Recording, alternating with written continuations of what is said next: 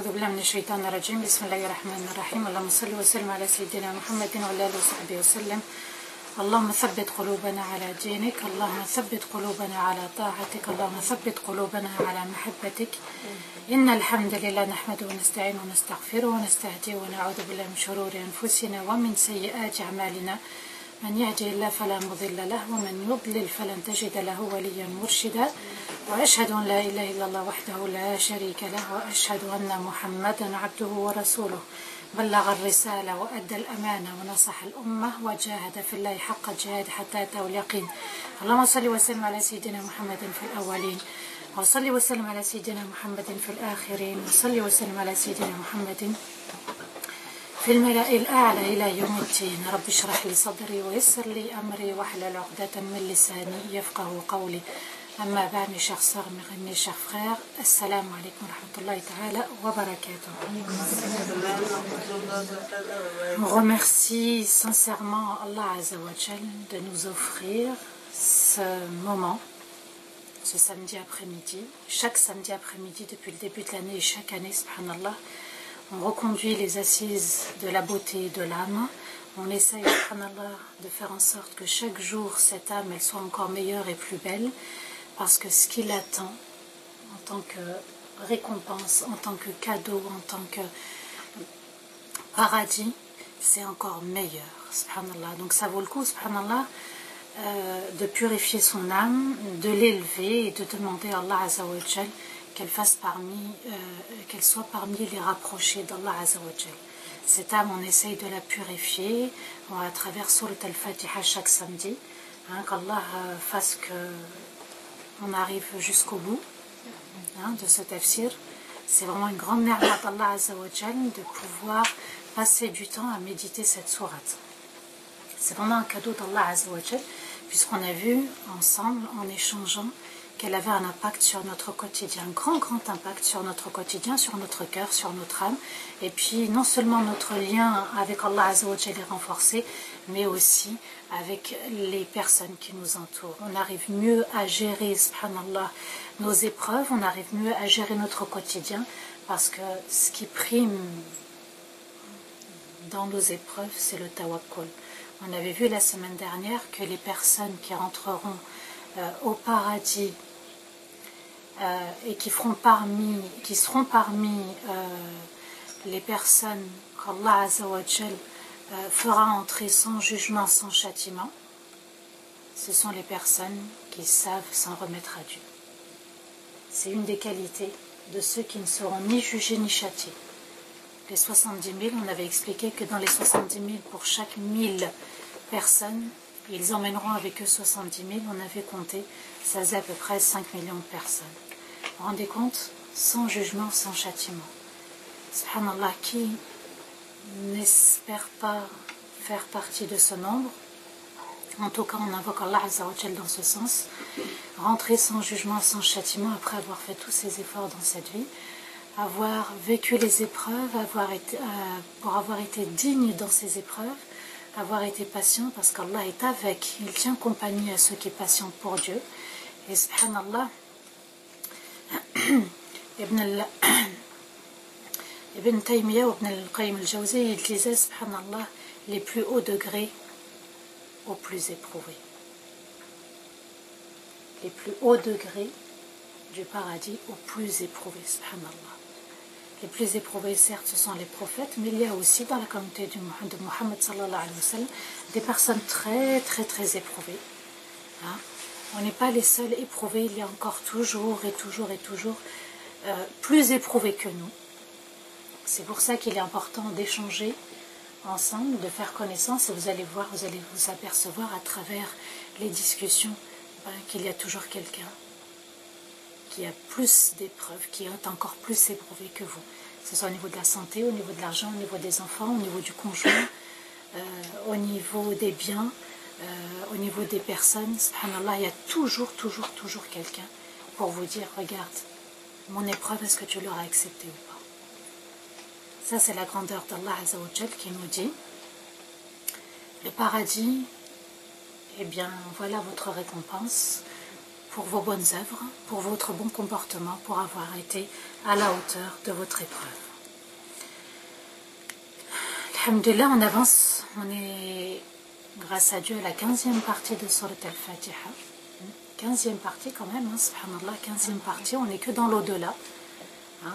Vous allez voir, subhanallah, en méditant sur l'au-delà, en vivant l'au-delà à travers cette sourate, on s'aperçoit qu'une fois que le paradis, les portes sont ouvertes, on revient après le verset Maliki Yawmiddin, on revient Iyyaka na'budu wa iyyaka nasta'in. On revient à la réalité, on invoque Allah Azza wa Jal. On l'invoque, on lui dit sincèrement que seul Allah Azza wa Jal nous l'adorons. Et pourquoi seul Allah nous l'adorons? Parce qu'il est Rahman, parce qu'il est Rahim et parce que c'est lui qui gère tout ce monde. Il est Rabbul Alamin. Hein? Vous allez voir quand on va décrire le paradis, subhanallah, Allah il va choisir des noms divins, il place des noms divins dans des versets, c'est pour vous dire juste la grandeur d'Allah Azza wa Jal. Iyyaka na'budu wa iyyaka nasta'in. Allah nous aide à accéder à ce paradis, parce qu'on avait dit la semaine dernière qu'on y entrera uniquement par la grâce d'Allah. Uniquement par la grâce d'Allah. L'accès, les portes s'ouvriront uniquement par la grâce d'Allah. Et on sera placé au paradis selon nos actions. Alors, je vous avais promis la semaine dernière qu'on verra les noms du paradis. C'est juste pour vous donner à peu près un aperçu de ce qu'est le paradis. Le premier, c'est Al-Jannah. On dit tous Al-Jannah, le paradis. Il désigne de manière générale le paradis. Il a un autre nom, As-Salam, la maison de la paix, la demeure de la paix. Et même, subhanallah, les anges, quand ils nous ouvriront les portes, ils disent « Utruluha bisalamin aminin » Entrez-y en paix. Pourquoi? Parce qu'on n'a plus le souci de l'argent, des enfants, des biens, des conjoints, de la famille, du travail, de la santé, etc. Allah Azza wa Jal nous dit Lahum darus salam 'inda rabbihim wa huwa waliyuhum bima kanu ya'malun. Dans Surat Al-An'am, les bestiaux, verset 127, Allah nous dit à eux la demeure de la paix auprès de leur Seigneur qui assurera leur protection en récompense de leurs œuvres sur terre. Le paradis, c'est qu'une récompense, c'est un cadeau d'Allah Azza wa Jal. Et pour y entrer, on a besoin de la miséricorde d'Allah. Vous voyez, ça nous remet en question. Ah oui, mais moi j'ai fait, mais moi j'ai dit, mais moi je me suis habillée comme ça, je me suis comportée comme ça, donc je mérite. Là, on rentre dans une forme d'orgueil vis-à-vis d'Allah. C'est pour ça qu'il faut se réfugier dans la miséricorde de Dieu, toujours. À eux la demeure de la paix auprès de leur Seigneur qui assurera leur protection. Ils seront protégés dans ce paradis. Protégés de quoi? Aussi de l'enfer. Leur demeure finale, leur demeure éternelle n'est que le paradis. Allah Azza wa Jal nous dit aussi dans Surat Yunus, verset 25, Wallahu yad'u ila dar as-salam wa yahdi man yasha ila siratin mustaqim. Dieu appelle les hommes à la demeure de la paix et Dieu guide qui veut, qui souhaite être guidé. C'est comme ça qu'il faut le traduire. C'est pas Allah il guide qui il veut. Ah tiens, lui je veux le guider, toi non. C'est pas comme ça. Ça vient de nous. La volonté, elle émane de nous. Allah il guide la personne qui veut être guidée. C'est comme ça qu'on doit le traduire. Vers le droit chemin. Dieu appelle les hommes à la demeure de la paix, c'est-à-dire l'humanité entière. Rabbul Alamin, il est le maître des mondes, donc le monde entier, avec les musulmans et les non-musulmans. Dieu appelle les hommes à la demeure de la paix et guide qui veut, qui souhaite vers le droit chemin. Donc la demeure éternelle, voilà le troisième nom du paradis, hein, la demeure éternelle. Ses habitants ne vont jamais vieillir. Ils ne se lasseront jamais d'être dans le paradis, comme nous parfois on se lasse des mêmes vêtements, des mêmes meubles, des mêmes rideaux. Vous voyez, subhanallah. Et ben là on est dans la maison, hein, on se lasse de la même voiture, on se lasse peut-être de la même nappe, Vous voyez, subhanallah, et bien au paradis, on ne se lassera jamais. On ne se lasse pas et on ne quittera jamais aussi ce paradis. Ça sera éternel. D'accord? Allah Azza wa Jalla nous dit dans Sourate Hud, verset 108, وَأَمَّا الَّذِينَ سُعِدُوا فَفِي الْجَنَّةِ خَالِدِينَ فِيهَا مَا دَامَتِ السَّمَاوَاتُ وَالْأَرْضِ إِلَّا مَا شَاءَ رَبُّكَ عَطَاءً غَيْرَ مَجْدُودٍ. Quant aux bienheureux, voilà les bienheureux, voilà ceux qui sont très heureux, les bienheureux, c'est au paradis qu'ils iront pour y demeurer éternellement, tant que dureront les cieux et la terre, à moins que ton Seigneur n'en décide autrement. Et ce sera pour eux un don permanent. Vous voyez, le paradis, c'est un don d'Allah, c'est un cadeau d'Allah. C'est pas un troc qu'on fait avec Dieu. Je fais, tu me dois. Quant aux bienheureux, je répète, c'est au paradis qu'ils iront pour y demeurer éternellement, tant que dureront les cieux et la terre, à moins que ton Seigneur ne décide autrement. Vous voyez, subhanallah, on est dans le royaume d'Allah. C'est pas nous qui décidons. Nous sommes que des invités. Est-ce que vous vous permettrez de décider dans le royaume d'Allah, d'accord, voir chez quelqu'un, non, tel canapé, il ne doit pas être là, change-le. Les rideaux, la couleur, j'aime pas. Est-ce qu'on peut se permettre de faire ça chez quelqu'un? Non. Nous sommes dans l'univers d'Allah, dans le royaume d'Allah. À travers Surat Al-Fatiha, vous devez absolument ressentir que nous sommes dans le royaume d'Allah et que nous ne décidons pas, nous sommes soumis et entièrement soumis et soumises. Et c'est pour ça qu'on invoque, Ya Allah, guide-nous vers le droit chemin, le chemin que toi tu as décidé, pas nous. Quatrième nom, la demeure durable. Donc c'est une demeure où on n'est pas transféré d'un lieu vers un autre. D'accord? Vous savez que quand on décède ici sur Terre, on quitte la terre pour aller sous terre. Ensuite, donc quand on est sous terre, on est dans le barzakh, c'est-à-dire le monde intermédiaire. On n'est ni sur terre ni dans l'au-delà. Et le jour du jugement, donc on sera tous rappelés et on sera dans les cieux et on sera jugé. Vous voyez qu'il y a des mouvements. Donc on est sur terre, sous terre et ensuite dans l'au-delà. Donc c'est une demeure durable, où il n'y a pas de transfert, de mouvement, on ne change pas de lieu ni d'endroit. Cinquième nom, le refuge. Allah Azza wa Jalla nous dit dans Surat Al-Nazi'at, verset 41, فَإِنَّ الْجَنَّةَ هِيَ الْمَأْوَى. Certes, le paradis sera le refuge. Ata a rapporté, d'après Ben Abbas, le prophète a dit, c'est le paradis où résideront l'ange Gabriel ainsi que d'autres. D'accord? Apparemment, ce paradis, donc le paradis qu'on appelle Al-Ma'wa, il y aura d'autres anges. Il y a Jannatu Adnin. Jannatu Adnin. Nous on dit en français le jardin d'Éden. D'accord? Mais normalement, c'est pas comme ça qu'on dit. On dit les jardins d'Éden. Jannat. Jannat ou Adnin. C'est un ensemble de paradis. Et subhanallah, ce qui est mashallah, c'est que chaque paradis va accueillir une certaine catégorie de personnes. Vous voyez tous ces noms? Allah on va avoir Jannatul Na'im. Jannatul Na'im, Allah il va faire rentrer ceux qui faisaient beaucoup de dhikr, ceux qui avaient un cœur pur, le Fardaus al-A'la, les prophètes, les véridiques, les martyrs, subhanallah.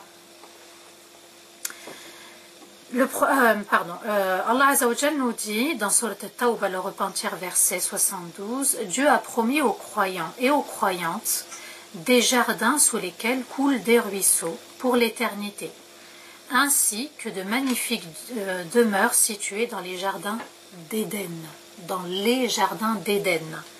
Et leur satisfaction d'avoir été agréée par le Seigneur sera bien plus grande encore. Et c'est là pour eux le suprême bonheur. Vous voyez, subhanallah, et ils sont dans le paradis, les croyants et les croyantes. D'accord? Et dans ce paradis, ils vivent un autre paradis. Lequel? Qu'Allah soit satisfait d'eux. Qui dit Allah satisfait, dit Allah sans colère. C'est ce qu'on veut, subhanallah. Si on médite bien la sourate al-Fatiha, à la fin des versets, غَيْرِ الْمَغْضُوبِ عَلَيْهِمْ. Ya Allah, ne sois pas en colère contre moi, contre nous, contre la communauté du prophète Mohammed sallallahu alayhi wa sallam. Je répète, Dieu a promis aux croyants et aux croyantes des jardins sous lesquels coulent des ruisseaux pour l'éternité, ainsi que de magnifiques demeures situées dans les jardins d'Éden. Et leur satisfaction d'avoir été agréée par le Seigneur sera bien plus grande encore. Et c'est là pour eux le suprême bonheur. La félicité, comme on dit. Le grand bonheur, c'est qu'Allah soit satisfait. Subhanallah, c'est... Quand on est matérialiste, on se dit non, c'est rien, Allah il est satisfait de moi. Mais quand celui qui est proche d'Allah Azzawajal, celui qui vit la proximité, l'intimité avec Allah, plus rien ne compte, même pas le paradis, plus rien ne compte, sauf la satisfaction, l'amour d'Allah Azzawajal. Le 7e nom, la véritable vie. Donc la vie d'ici-bas n'est que jeu et divertissement, alors que la véritable vie, c'est la vie future. Aujourd'hui, vous savez, un jour on est heureux, un jour on est malheureux, un jour on gagne, un jour on perd, un jour on est malade, un jour on est en bonne santé, etc. Allah Azzawajal nous dit, la vie ici-bas n'est que jeu et divertissement, alors que la véritable vie est celle de la vie future, mais les hommes le savent-ils? Est-ce que les hommes ont pris conscience que cette vie, eh bien, elle ne va pas durer. Cette vie, elle est provisoire. Cette vie, elle est éphémère, elle ne dure jamais. 8e nom, c'est Al-Firdaus.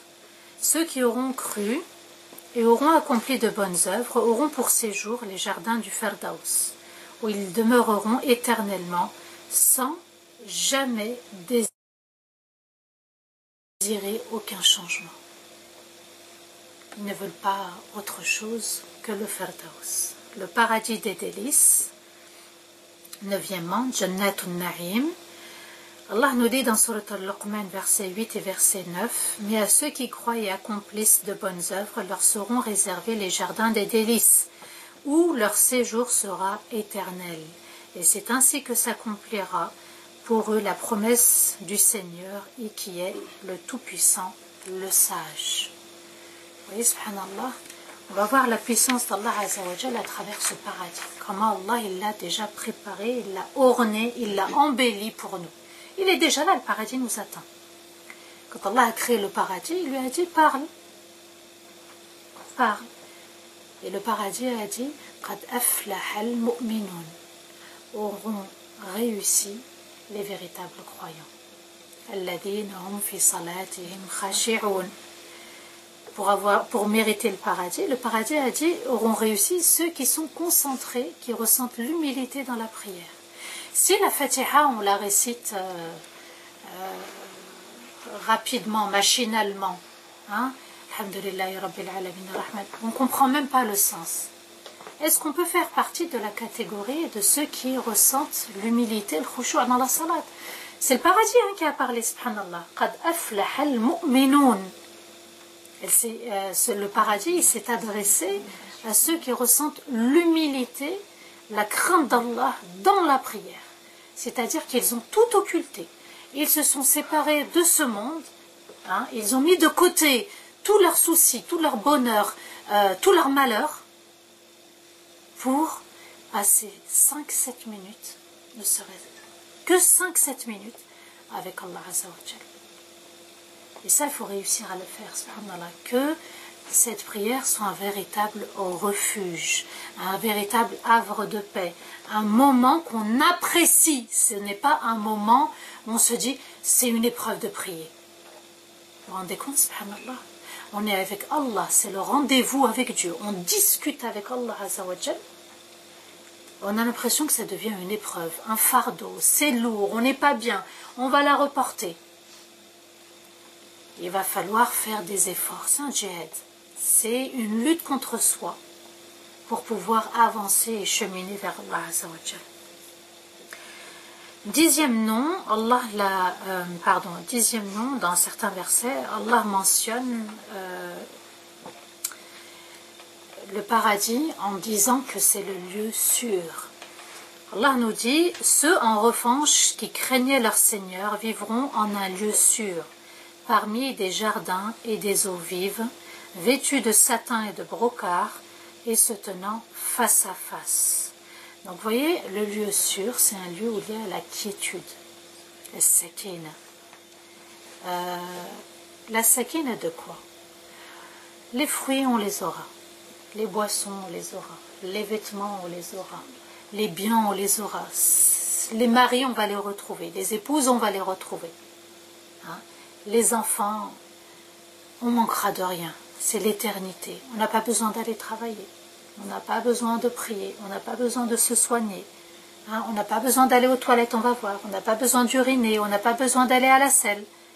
Subhanallah, vous allez voir comment c'est au paradis. La facilité, l'apaisement, la douceur, la joie.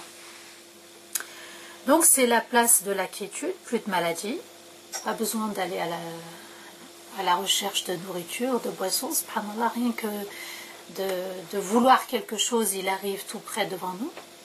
Ça c'est magnifique, subhanallah, c'est la paix, c'est-à-dire plus d'efforts. Le 11e nom, c'est la véritable demeure. Allah nous dit dans Surat Al-Qamar, la lune, verset 55, dans un véritable lieu de séjour auprès d'un souverain tout-puissant. Fi maq'adi sidqin 'inda malikin muqtadir. Donc dans une véritable demeure, dans un véritable lieu auprès d'Allah Azza wa Jal, le tout-puissant. Vous allez voir la puissance d'Allah, comment il a créé ce paradis. Voilà les 11 noms pour vous familiariser un petit peu avec ce paradis, pour rester dans l'espoir, pour rester optimiste et se dire j'ai envie d'accéder à ce paradis. Les premières personnes parmi la communauté du prophète alayhi salatu wassalam, qui entreront au paradis, ce sont les pauvres qui rentreront avant les riches. Le prophète alayhi salatu wassalam a dit les pauvres parmi les musulmans entreront au paradis avant les riches, ce qui représente 500 années de décalage. Vous voyez, subhanallah, c'est pas plus mal parfois de ne pas avoir beaucoup de biens pour éviter d'en avoir à rendre les comptes. Et ce n'est pas parce que les pauvres vont rentrer en premier qu'ils vont être dans les hauts degrés du paradis. Hein. Ils vont regagner la place qu'ils ont méritée selon leurs œuvres, subhanallah. Les habitants du paradis. Le prophète alayhi salatu wassalam nous dit, le premier groupe à entrer au paradis sera à l'image de la pleine lune. Leur visage, subhanallah. Et ceux qui suivront seront plus lumineux que l'étoile la plus lumineuse du ciel. Ils n'urineront pas, ne feront pas leurs besoins, ne cracheront pas et ne se moucheront pas. Leurs peignes seront en or et leur odeur ou leur transpiration, comme vous voulez, sera de musc. Il n'y a plus besoin de trousse de toilette, d'accord? Il n'y a plus besoin de maquillage, il n'y a plus besoin de brosse, il n'y a plus besoin de s'habiller, mashallah, il y a tout. Le prophète alayhi salam a dit, les habitants du paradis seront physiquement comme Adam, alayhi salam, âgé de 33 ans, très beau, tout le monde sera très beau, bien maquillés, où on les dirigera vers un arbre où ils seront aussi habillés, donc on les emmènera vers un arbre pour les habiller. Leurs vêtements ne s'useront jamais, leur jeunesse sera éternelle. Vous savez, on est toujours obligé de s'habiller un peu à la mode.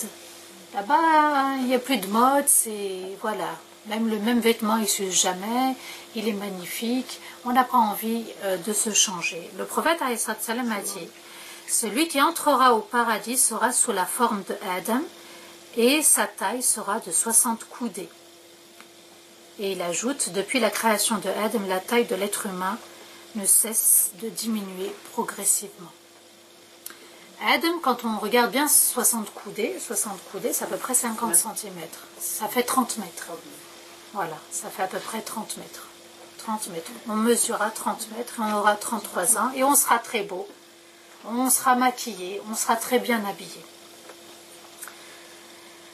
Donc, vous voyez, ça c'est l'aspect physique des habitants du paradis, sans oublier aussi au niveau du bon comportement, la colère, la haine, la rancœur, la jalousie, tout ça, ça sera purifié avant d'entrer au paradis. Pour y accéder, on doit se purifier avant. Alors, les femmes au paradis. Je ne parle pas des hur al-ain, je parle des femmes, je parlerai un peu aussi des hur al-ain, des houris. Allah a dit azwajun mutahhara, et des épouses purifiées, purifiées. Là, les savants nous expliquent qu'en fait, les femmes au paradis, écoutez bien, elles n'auront plus leurs règles, d'accord? Plus de lochis. Les lochis, c'est l'écoulement sanguin après un accouchement. Elles n'auront pas besoin d'aller à la selle. Et puis, aussi, au niveau des crachats, voilà, les habitants du paradis ne cracheront pas. Ok, c'est tout ça. Les épouses au paradis seront parfaites et très très belles, sans jalousie, donc sans rancœur, sans haine. Elles n'auront pas de langage grossier. Ça ne fait pas partie des gens du paradis, d'accord, d'avoir un langage pas très correct. Leur amour, si elles sont mariées, sera exclusif à leur mari. Elles ne s'intéresseront qu'à leur mari. Hein. Elles ne verront que leur mari au paradis. Elles seront d'une blancheur éclatante, aux yeux très noirs, avec une peau très fine, et leurs poitrines seront à la forme de grenades. D'accord? Ça veut dire avoir une poitrine ferme. Adieu la chirurgie. Le prophète alayhi salatu salam a dit, en parlant des hur al-ain, ça c'est celles qui seront réservées aux célibataires. Il y avait une sœur qui avait demandé une fois à un cheikh, elle lui a dit, est-ce qu'il y aura des rijal al-ain? Voilà, le cheikh a ri. Donc en fait, les hommes seront très beaux, d'accord? Et les femmes seront très belles. Et puis, les houris seront destinés aux hommes célibataires. Et puis même les femmes célibataires, elles auront aussi des maris au paradis. D'accord? Elles se marieront au paradis. Le prophète a dit, si une femme du paradis s'était penchée, elle s'était penchée pour regarder les habitants de la terre, écoutez bien, juste se pencher comme ça pour voir, elle aurait illuminé l'espace entre les cieux et la terre, de l'Occident à l'Orient. Tout l'espace aurait été illuminé par cette houri, par cette femme du paradis. Ça, c'est juste parce qu'elle a voulu regarder ce qui se passait sur terre. Subhanallah. Prenez le globe terrestre, là, la sphère, alors il est tout illuminé. La longueur du paradis. Allah Azza wa Jal nous dit وَسَابِقُوا إِلَى مَغْفِرَةٍ مِّن رَبِّكُمْ عَرْضُهَا كَعَرْضِ السَّمَاءِ وَالْأَرْضِ. Donc, la longueur du paradis, c'est la longueur entre le ciel et la terre.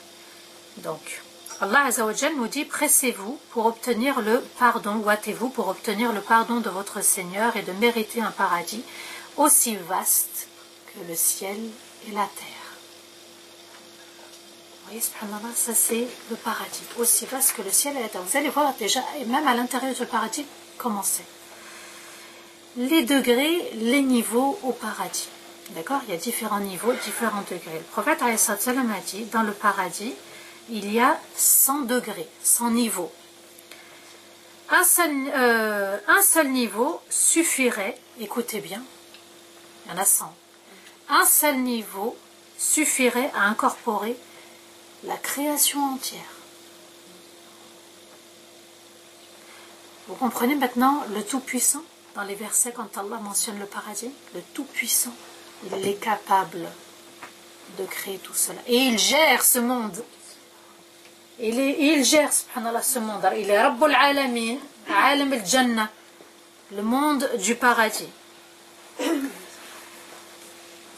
Donc la meilleure place, le plus haut degré sera réservé aux prophètes, hein, aux compagnons et les personnes pieuses qui auront été très éprouvées. Ibn Taymiyyah a dit, les plus hauts degrés au paradis seront offerts aux plus éprouvés. Les plus hauts degrés aux plus éprouvés. Ça, il faut le retenir parce que parfois, quand l'épreuve arrive, on baisse vite les bras, on se décourage, on est pessimiste. Le prophète a dit, concernant le plus haut niveau, si vous venez à entendre le mot mu'adhin, répétez ce qu'il dit, ensuite priez pour moi, car celui qui prie pour moi une seule fois, Dieu priera pour lui 10 fois. Demandez pour moi el-wasila, c'est un niveau dans le paradis qui ne sera mérité que par une seule et unique personne, un seul et unique serviteur. Et j'espère être ce serviteur. Celui qui demande pour moi al-wasila, j'intercéderai pour lui. Je répète. Donc ça c'est il y a le Firdaus al-A'la et au-dessus de le Firdaus, entre le Firdaus al-A'la et le trône d'Allah, il y a le wasila. Je répète, si vous venez entendre le mu'adhin, répétez ce qu'il dit. C'est un ordre du prophète. Donc quand on entend l'adhan, on ne parle plus, on ne chuchote plus, on respecte les paroles parce que ça nous met dans les conditions de la prière. Répétez ce qu'il dit, ensuite priez pour moi. Donc quand le mu'adhin finit, on fait salat ala nabi, sallallahu alayhi wa sallam, car celui qui prie pour moi une seule fois, Dieu priera pour lui 10 fois. Et dans un autre hadith, le prophète nous dit Salatullahi rahma, la prière d'Allah est une miséricorde, wa salatul malaika istighfar, et la prière des anges, c'est une demande de pardon pour la personne auprès d'Allah. C'est-à-dire, les anges demandent à Allah, et Allah pardonne-lui. Vous vous rendez compte? Donc, Salatullahi rahma, wa salatul malaika istighfar. Donc celui qui prie sur le prophète, sachez aussi que c'est un bouclier contre le feu de l'enfer. Donc, proliférez, multipliez les prières sur le prophète, demandez pour moi el-wasila, c'est un niveau dans le paradis qui ne sera mérité que par un seul et unique serviteur. C'est un paradis qui est réservé qu'à un serviteur. D'accord? Et souvenez-vous, le prophète demande à Allah, ummati, ummati. Il a le souci de sa communauté.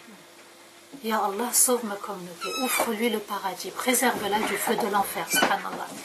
Est-ce qu'il ne mériterait pas, après chaque adhan, qu'on prie sur lui et qu'on demande Allahumma,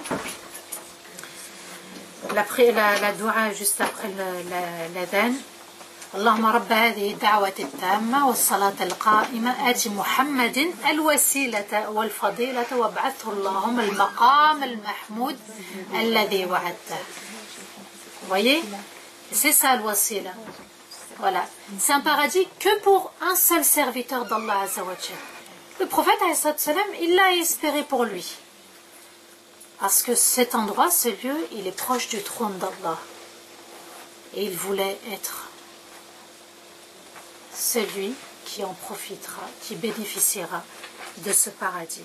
Et j'espère être ce serviteur. Vous voyez que le prophète est ambitieux. Nous aussi, on doit être ambitieux comme ça. Et il a dit, j'espère être ce serviteur. Vous devez vous estimer.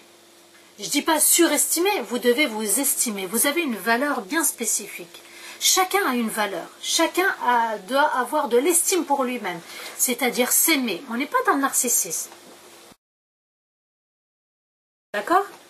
C'est juste se valoriser, s'accorder de la valeur. Se dire j'existe parce que c'est Allah qui m'a créé et qui me veut le paradis. Et j'espère être ce serviteur, celui qui demande pour moi l'wasila, j'intercéderai pour lui. Donc vous voyez, à chaque fois que vous allez entendre l'adhan, que vous allez répéter cette dua, eh bien le prophète alayhi salatu wassalam intercédera pour vous le jour du jugement. Vous vous rendez compte? C'est pas ma mère qui intercède, ni mon père, ni mes frères, mes sœurs, que ce soit de sang ou de la communauté, ni mon mari, ni mes enfants. C'est le prophète alayhi salatu wassalam en personne, cet être qu'on n'a jamais vu, à qui on n'a jamais parlé, et il va intercéder malgré ça pour nous. Pourquoi? Parce qu'on a fait des doigts. Le sol du paradis. Les compagnons ont demandé au prophète alayhi salatu wassalam de leur décrire les habitations, les demeures au paradis, et le prophète alayhi salatu wassalam leur a répondu: ce sont des demeures en or et en argent. Alors imaginez, ayez un aperçu quand je vous explique, je vous raconte le hadith du prophète alayhi salatu wassalam. Écoutez, hein. Ce sont des demeures en or et en argent. Leur ciment est le musc. Ces pierres sont de perles et de diamants. Sa terre est de safran. Celui qui se réjouira au paradis se réjouira et la tristesse le quittera à jamais. Il sera éternel, ses vêtements ne s'useront jamais et sa jeunesse restera éternelle. Alors imaginez, c'est l'impensable, mais c'est vrai. Ce sont des demeures en or et en argent, leur ciment est le musc, ces pierres. Donc vous savez, quand on construit, on est obligé de mettre des pierres, du béton, etc. Ces pierres sont des perles de diamants. Donc ce sont des demeures de perles et de diamants. Imaginez, subhanallah, déjà comment ça va tenir. Hein. Vous voyez comment nous, on construit nos villas, nos maisons, nos immeubles. Hein. C'est pas évident, subhanallah. On doit ramener des grues, on doit ramener beaucoup de matériaux pour construire. Là, c'est musc, perles, diamants, or, argent, safran. Subhanallah. L'impensable. La hawla wa la quwwata illa billah, comme tu dis. Il n'y a de force et de puissance qu'Allah. La hawla wa la quwwata illa billah. Plus de tristesse. Donc, celui qui est triste aujourd'hui sera joyeux demain. Les salons dans le paradis. Le prophète alayhi salam a dit: dans le paradis, il y a des salons dont on voit l'intérieur de l'extérieur. Donc on est à l'intérieur, on voit l'extérieur. Et quand on est à l'extérieur, on voit l'intérieur. Dieu les a préparés pour celui qui aura nourri des pauvres, jeûné régulièrement et prié la nuit pendant que les autres dormaient. Ashab qiyam al-layl, les gens qui priaient la nuit, ils bénéficieront ce genre de demeure. C'est des maisons transparentes. Alors ce ne sont pas les maisons. C'est pas comme si c'était une maison sur terre. C'est-à-dire que les murs sont en verre. Là, c'est un autre style. Là, c'est pas la 10e dimension, mais là, c'est voilà, c'est une autre dimension, un autre monde. C'est l'impensable toujours. Mais Allah, il choisit ces mots. Le prophète alayhi salam nous parle selon notre imagination pour qu'on comprenne. Mais ça n'est pas ça. Hein. C'est autre chose, subhanallah. Vous allez voir encore. Les arbres. Le prophète alayhi salam a dit: dans le paradis existe un arbre. La personne traversera son ombre pendant une durée de 100 ans. Donc les arbres ont une ombre. Et cette ombre, quand on veut parcourir, marcher, cette ombre, elle dure 100 ans. Subhanallah. Dans un autre hadith, le prophète sallam dit: au paradis, tous les arbres ont un tronc en or. Alors, nous, on va se dire: tiens, je prends cet arbre-là, j'imagine que le tronc, il est en or. C'est pas comme ça. C'est au-delà. Là, c'est la puissance d'Allah Azza wa Jal. Les fruits. Le prophète alayhi salatu wassalam a dit: le paradis s'est présenté à moi. Si j'avais voulu cueillir une grappe de raisin, j'aurais pu. Le prophète alayhi salatu wassalam, de son vivant, on lui a présenté le paradis. Il pouvait même cueillir un fruit du paradis, subhanallah, quand on lui a présenté. Écoutez l'histoire d'après. Jabir, un compagnon du prophète, alayhi salatu wassalam, raconte: Pendant la prière du Dhuhr, le prophète s'est avancé et nous l'avons suivi. Donc ils étaient dans les rangs. Le prophète a avancé et nous, on se doit de suivre l'imam. Donc ils ont avancé eux aussi. Puis, il a fait le geste de cueillir quelque chose, ensuite il a reculé. Donc il a avancé, il a essayé de cueillir quelque chose, et ensuite il a reculé. Lorsqu'on a fini de prier, Ubay ibn Ka'b a dit au prophète, Ya Rasulallah, tu as fait un geste que tu n'as jamais fait auparavant dans la salat. Et le prophète lui répond, le paradis m'a été offert, et tout ce que contient ce paradis. Il a vu ce qui se passait au paradis. Et tout ce qui était dans ce paradis était merveilleux. J'ai cueilli une grappe de raisin pour vous l'offrir, mais j'ai été empêché de la ramener. C'est pas fini. Si je l'avais ramenée, vous auriez pu en manger, vous et tous ceux du ciel et de la terre. Et c'est pas fini, Allahu Akbar, sans pouvoir la finir. Là, on est fait le waqa, on est dans la réalité. Le prophète, alayhi salatu salam, il voit le paradis. Il veut attraper, mais on l'empêche.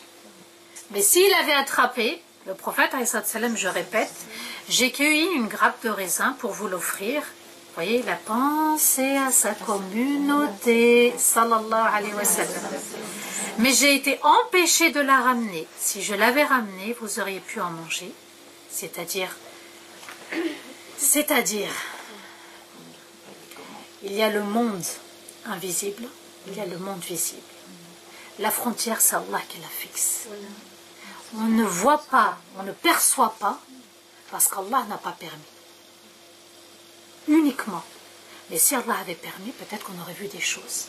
Prenez l'avion, par exemple, vous essayez de voir le ciel, il est bleu, mais vous vous dites, subhanallah, il y a un paradis, il y a l'enfer au-dessus. Allah est au-dessus de nous. Mais on ne voit pas, c'est que bleu.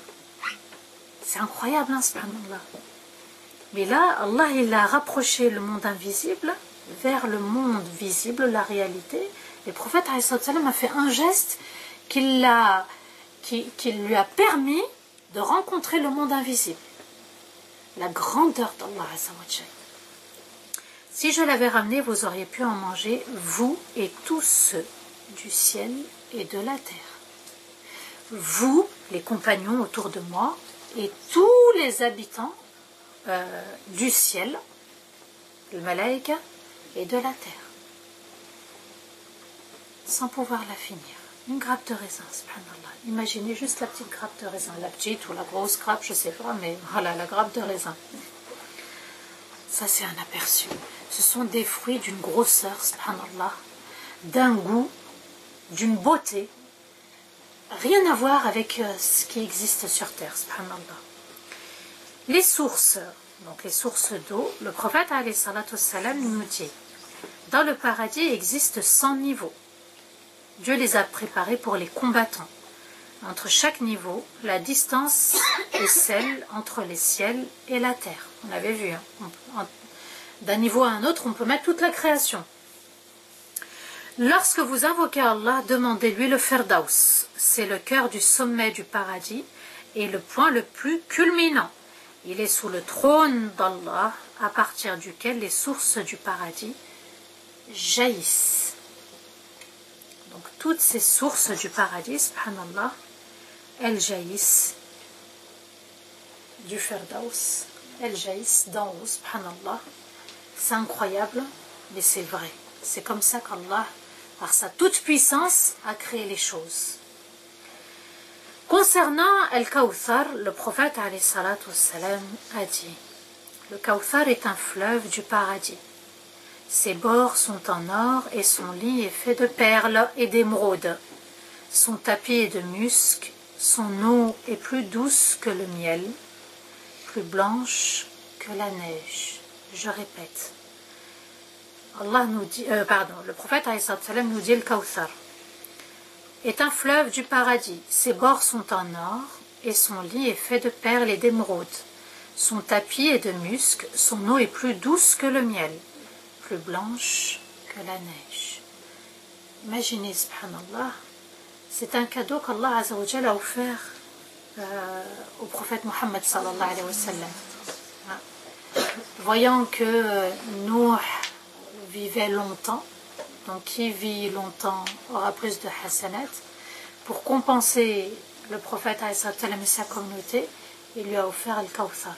Inna a'taynaka al-Kawthar fasalli li rabbika wanhar inna shani'aka huwa al-abtar. Allah a offert le Kawthar au prophète alayhi salam. Et vous voyez, subhanallah, comment Allah lui demande de se rapprocher. Hein, quand Allah il te donne, c'est pour que tu te rapproches encore plus de lui. Quant aux boissons du paradis, celles-ci seront de camphre et de gingembre. Le camphre, il est rafraîchissant et le gingembre, il parfume la boisson. Donc vous voyez, subhanallah, comment Allah a créé le paradis, comment Allah Azza wa Jal a incité les croyants et les croyantes à se rapprocher d'Allah pour être récompensés ainsi. Et vous comprenez bien que œuvrer ne suffit pas. Faire le khayr dans le comportement, dans le geste ne suffit pas. Il faut que le cœur suive. Il faut être sincère avec Allah Azza wa Jal. C'est pour ça qu'il est important de méditer cette sourate et de nous demander l'aide d'Allah. Pourquoi? Parce qu'Allah nous dit dans sourate Al-Fatiha qu'il y a 3 catégories de personnes. Il y a ceux alladhina an'amta alayhim, ceux dont tu as comblé de tes bienfaits. Et les bienfaits, c'est tout ce qui est bon et bien pour nous. D'accord? La santé, c'est un bienfait. Plus que la santé, c'est la foi. Plus que la foi, c'est le rendez-vous avec Allah Azza wa Jal quand on va venir prier. Prenez votre temps quand vous récitez cette sourate. Méditez-la quand vous êtes en prière, subhanallah. Ce qu'il faut se dire, c'est d'avoir la satisfaction d'Allah sur terre et dans l'au-delà. Hein? Qu'on entrera dans ce paradis que par la miséricorde d'Allah Azza wa Jal. Voyez la rahma d'Allah quand on va finir avec le jugement dernier, avec le jugement, le tribunal, les croyants vont être récompensés. C'est juste une petite récompense avant d'accéder au paradis par Hawd al-Nabi, le bassin du prophète. Celui qui en boit une gorgée, il est rassasié, il n'a plus soif. Subhanallah. Allah il nous donne un avant-goût du paradis. Et il est important aussi de comprendre que ce paradis, il a une valeur sacrée. Le prophète nous a dit Ala inna sil'ata Allahi ghaliya, ala inna sil'ata Allahi ghaliya, ala inna sil'ata Allahi al-jannah. La marchandise d'Allah vaut cher. La marchandise d'Allah vaut très cher. La marchandise d'Allah, c'est le paradis. D'accord? Si elle est très chère, vous croyez que c'est la petite épreuve qui va vous faire rentrer au paradis ou les petits efforts qu'on fait quotidiennement? Ce paradis, il vaut cher. Ce paradis, il a une certaine valeur, subhanallah. Regardez tous les petits délices que notre imagination arrive à comprendre. Ça, c'est ce qu'on arrive, nous, à comprendre. On n'a rien vu, subhanallah. On n'a rien entendu. On ne peut pas imaginer. On se dit, ce que Allah Azza wa Jal nous a réservé est vraiment meilleur. J'aimerais justement revenir sur le hadith où le prophète alayhi salatu wassalam nous parle des 70 000. Parce qu'il faut vraiment invoquer Allah Azza wa Jal dans ce sens. Le prophète alayhi salatu wassalam a dit, Dieu m'a permis de faire entrer avec moi 70 000 personnes de ma communauté sans jugement et sans châtiment. Et pour chaque 1000 personnes seront accompagnées de 70 000 personnes. D'accord? Voilà. Chaque 1000 personnes, à elle de choisir dans sa famille des membres pour les faire rentrer au paradis. Donc, si vos proches sont vivants, invoquez Allah Azza wa Jal dans ce sens. Invoquez qu'Allah les guide. C'est important de demander aussi pour la famille. Dans un autre hadith, le prophète nous dit: un groupe de 70 000 musulmans de ma communauté entrera au paradis, leur visage resplendira comme la pleine lune. D'accord? Ces 70 000, ce sont les 70 000 sans jugement et sans châtiment. Un compagnon qui s'appelait Aukash s'est vite précipité et a demandé au prophète Ya Rasulallah, invoque Allah pour moi que j'en fasse partie. Un autre compagnon des Ansar s'est levé et a demandé au prophète et lui dit, entre guillemets, trop tard, Aukash t'a devancé. Il faut vraiment avoir cette ardeur, il faut avoir ce hamas de vouloir entrer au paradis. Ne pas se dire, ah, les autres rentreront, moi, je fais du mieux que je peux. Non, on ne doit pas baisser les bras aussi facilement. On doit faire beaucoup d'efforts dans la prière. Faire beaucoup d'efforts en dehors de la prière. Hein? On ne doit pas négliger nos prières. Ça ne doit pas exister chez nous. Hein? On ne doit pas faire la prière comme on veut. C'est le rendez-vous avec Allah parce qu'il nous met en lien avec l'au-delà. Si vous regardez bien, quand on est debout, quand on dit Allahu Akbar et on commence à réciter Surat Al-Fatiha, déjà on remercie Allah Azza wa Jal, Alhamdulillah, Alhamdulillah de m'avoir permis d'être debout devant toi, Alhamdulillah de m'avoir permis d'être musulmane et musulman, Alhamdulillah de m'avoir permis d'accomplir cette prière, parce que c'est vraiment la miséricorde d'Allah pour accomplir cette prière. C'est pas grâce à nous, pour ce qu'on a voulu, parce qu'on a fait nos ablutions, parce qu'on s'est habillé. Il faut vraiment se dire, c'est la rahma d'Allah qui a fait que je prie. Parce que certains, ils sont musulmans, mais ils ne prient pas, ils ne se lèvent pas pour le fajr, ils ont du mal pour l'isha, dans la journée, bon ben, je vais rentrer chez moi, je vais prier. Ils n'ont pas le souci de faire les prières à l'heure. Qu'Allah nous guide tous. Parce que ça peut parfois nous arriver. Mais le musulman, il va devoir faire un effort jusqu'à la mort. L'effort, c'est jusqu'à la mort. Subhanallah.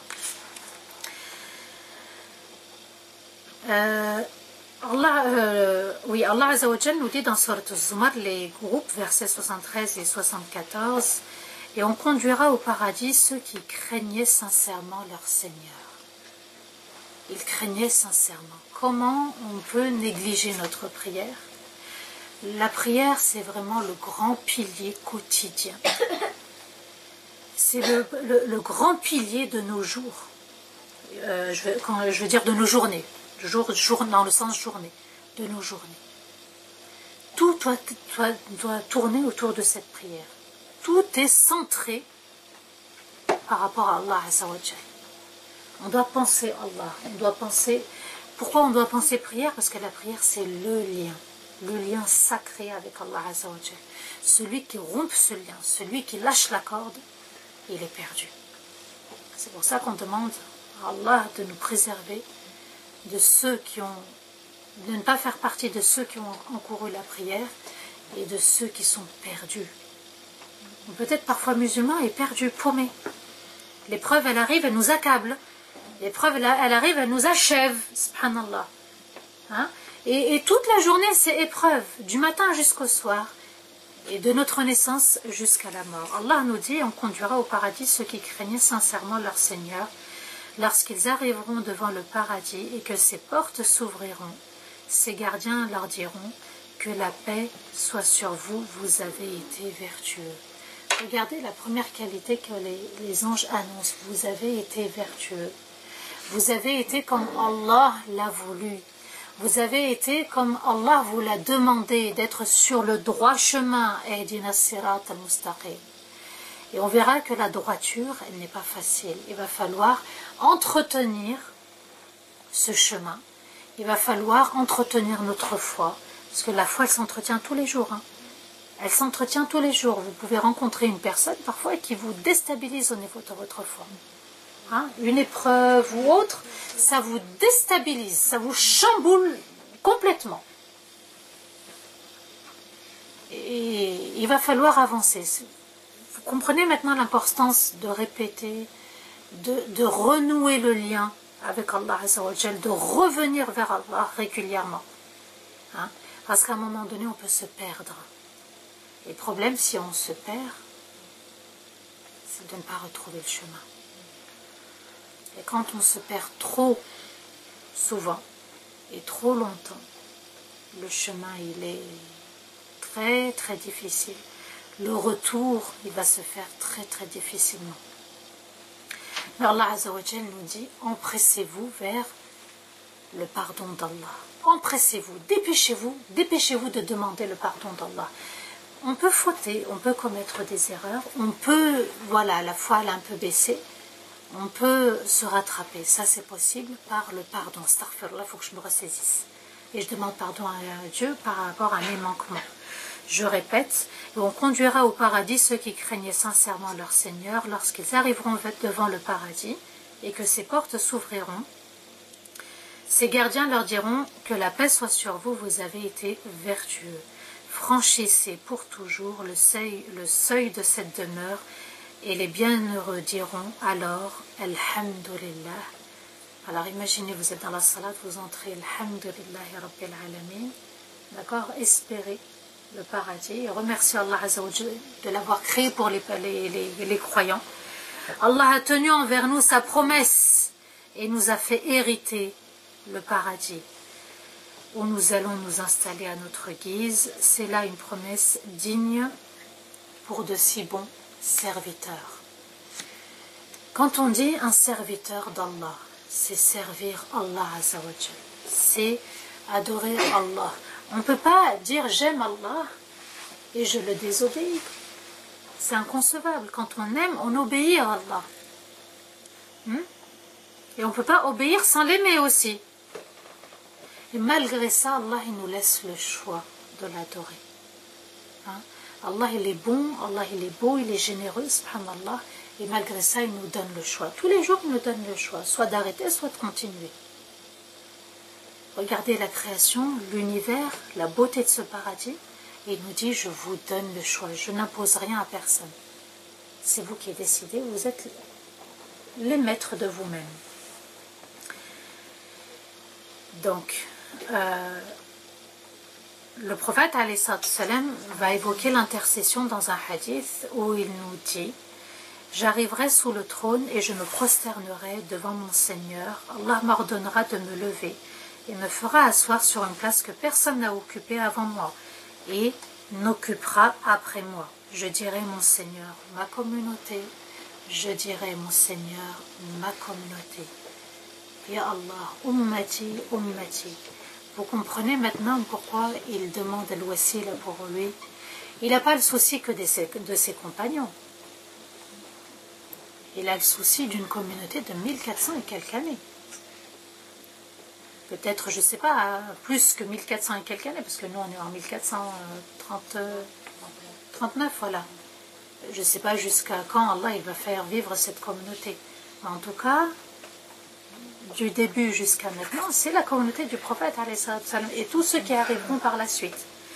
Mon Seigneur, ma communauté, Allah dira, Ya Muhammad, fais entrer de ta communauté ceux qui ne seront pas jugés par la porte de droite. Ils seront avec les autres en ce qui concerne les autres portes. Par celui qui détient l'âme de Muhammad entre ses mains, il y a entre chaque porte du paradis une distance de Hajar, c'est-à-dire une ville du Yémen, jusqu'à la Mecque. Hein? Vous vous rendez compte? D'une porte à une autre, la grande distance, d'un degré à un autre, ça c'est la grandeur et la puissance d'Allah. Il a créé tout ceci pour nous. Pourquoi ne pas le servir? J'insiste sur la prière parce que sans la prière, vous avez bien vu, hein, quand les femmes ont leur menstru, comment elles sont un peu déstabilisées, comment elles se laissent un petit peu aller, elles sont un peu chamboulées, perturbées, la foi peut-être baisse un peu. C'est pour ça qu'il faut continuer à faire du dhikr, continuer notre programme spirituel, pourquoi pas la lecture du Coran. Sachez que aucun hadith, aucun verset n'interdit à la femme musulmane ayant ses règles de lire, d'apprendre ou d'adorer Allah Azza wa Jal en lisant le Coran. Là où les savants sont intervenus en disant pour le toucher, il faut qu'il y ait un intermédiaire, d'accord, des gants, un tissu, ou le prendre avec une traduction. Mais, alhamdoulilah, il va falloir continuer. Ramadan arrive à grands pas, les portes de Ramadan vont bientôt s'ouvrir, il faut se préparer spirituellement, méditer sur Al-Fatiha et implorer la rahma d'Allah, le pardon d'Allah pendant Ramadan. Ramadan, c'est le mois du pardon. On essaye de se racheter complètement par rapport à l'année qui vient de s'écouler. On demande à Allah de tout nous effacer. Allahumma innaka afuwan tuhibbul afwa fa'fu anni. Fa'fu anni. Ya Allah, je te demande de tout effacer, ce qu'il y a dans mon livre. Il faut se préparer avant l'arrivée de ce mois sacré. On ne peut pas... vous avez vu quand un invité s'invite le jour même, comment ça vous déstabilise, comment vous dites ah tiens j'avais rien chez moi, il aurait pu me dire, elle aurait pu me prévenir à l'avance. Voilà, Allah il vous a prévenu à l'avance, il vous a dit c'est pour bientôt, subhanallah, Ramadan. Peut-être qu'on fera partie des gens de Ramadan, de ceux qui vont adorer leur Seigneur pendant Ramadan. Il y en a qui vont nous quitter pendant Ramadan, il y en a qui vont nous quitter avant, il y en a qui vont nous quitter juste après, subhanallah.